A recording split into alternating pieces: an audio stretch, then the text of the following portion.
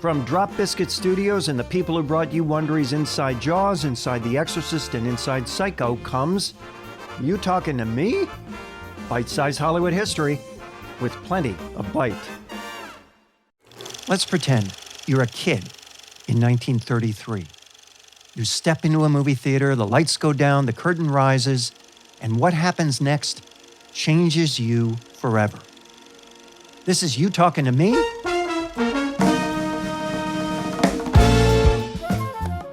I'm Mark Ramsey. On that big screen, dazzling, awe-inspiring, a movie destined to become a classic. It's named for its star, a much larger-than-life giant ape called King Kong. A creature who was 18 inches high.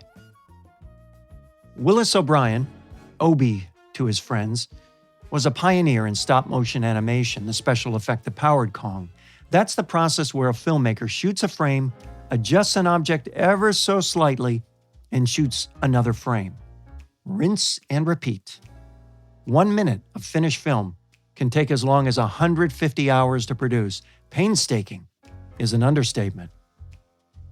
Obie and his sculptor partner created two 18-inch miniatures for Kong, a skeleton of metal armatures with ball and socket joints covered with sponge rubber for muscles and rabbit fur for hair. Look close, and you can see the rabbit hair move. That's the result of thousands of animator fingerprints at 24 frames per second. Some say it gives the fur life. I say it looks like thousands of fingerprints. In the 1960s, the rubber skin began to eat away at the figure's metal skeleton. The animator who owned the figure at the time had it steam cleaned to a bare metal, and that's how it remains today. Kong's metal armature made its most recent public appearance in December of 2005 as a special guest of director Peter Jackson at the New York premiere of his Kong remake. Jackson held the Kong figure close, calling it his date for the evening. The original Kong even got to watch his remake premiere from Peter Jackson's lap. And what about Obie, the man who gave Kong life? Well, the Oscar folks wanted to give him an award for his work on the original classic, but Obie would only accept if they gave an award to every member of the crew, too. The Academy declined. And so did Obie. That left him an outsider in an industry that hates outsiders. His career floundered for a time, and his personal life went downhill fast. He was drinking, gambling, and cheating on his wife, Hazel. After having two sons, the couple divorced. Hazel became mentally unbalanced and shot and killed both sons. She would die a year later.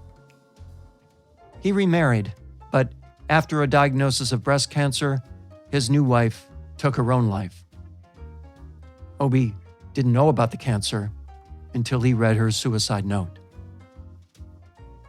In 1949, Obie rejoined the creative team that had produced Kong for another classic, Mighty Joe Young. Working on that film with him, a young protege named Ray Harryhausen.